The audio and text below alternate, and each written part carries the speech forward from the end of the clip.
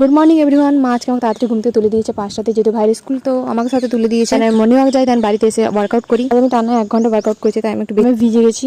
আর জানতে পারলাম যে রোজ রোজ ওয়ার্কআউট করা উচিত নয়, সপ্তাহে 2 থেকে 3 দিন করা উচিত। মা বলছে বাড়ি এসেছি তো সকাল সকাল নিমটা খা, তাই আমি নিম পাতে চলে গেলাম। দেন ব্রাশ করে ফ্রেশ হয়ে যে নিমগুলো আনলাম সেই নিমগুলো ধুয়ে পরে খেতে শুরু করে দিলাম। বাড়ি আসলাম সকাল সকাল নিমটা খাই। বৃষ্টি পড়ছিল, তাই আজকে ওয়েদার খুবই সুন্দর ছিল, ঠান্ডা। এখন বাড়ি এসেছি বলে রোজকার রুটিন হয়ে গেছে আমার গাছে জল দেওয়াটা। আজ মা শরীরটা একটু খারাপও ছিল, তাই মা শুয়ে পড়েছিল ঘুম থেকে উঠে পর। ভাই স্কুল থেকে চলে এলো তো আমি আর ভাই মিলে জল ভাত এবং আলোচনা খেলাম। ভাই খেতে বসলে ফোন ছাড়াও খাই না। সন্ধ্যাবেলা আমি যাচ্ছিলাম পুরুলিয়া, তো আমার ডক্টর দেখানো ছিল প্লাস ফর্মাল শার্ট নেওয়া ছিল। আমার যাওয়া ছিল 4:30 ট্রেনে, আমি 4টা ট্রেনে পেয়েছিলাম, যেহেতু ওটা 8 ঘন্টা লেট। প্রথমে পড়েছিলাম হোয়াইট কালার শার্ট, বাট সেটা আমার মনে ছিল অনেক বেশি, তাই ভাই টি শার্টটা পরে নিলাম। ওখান থেকে রেডি ট্রেনে চলে এসেছি। আমার ছিল 4:30 ট্রেনে যাওয়ার, বাট আজকে 4টা ট্রেনে 4:30 যাচ্ছে, তো সেম ট্রেনে আমি চলে যাচ্ছি। মিস হয়ে গেল এখানে 4টা ট্রেন যেটা ছিল সেটাকে থামিয়ে এবার 4:30 ট্রেনকে এগিয়ে দেওয়া হবে। বেশিরভাগ লোয়ে ট্রেন থেকে এই ট্রেনে চলে এসেছি। আমি বোনের রুমে চলে যাই মল নর্মালি শার্ট কিনতে। 5টা মল ঘোরার পরে কোনো শার্ট পাইনি ফর্মাল প্রপার। 5টা মল ঘুরে পরেও কিছু পাইনি, তাই খেতে বসে গেলাম আশা ছেড়ে। দেন দোকান গেলাম, দোকানেও কিছু পাইনি। লাস্ট একটা দোকানে গিয়ে একটা ছেলের শার্ট পছন্দ হয়েছিল, যেহেতু ছেলে তাই আমি নিলাম না, তাই লাস্ট রুমে এসে জুনিয়র শার্ট ট্রাই করছি। আমার পার্সোনালি খুবই ভালো লাগে, তাই আমি ভেবে নিয়েছি কিনছি। টাটা, দেখা যাচ্ছে নেক্সট ব্লগে।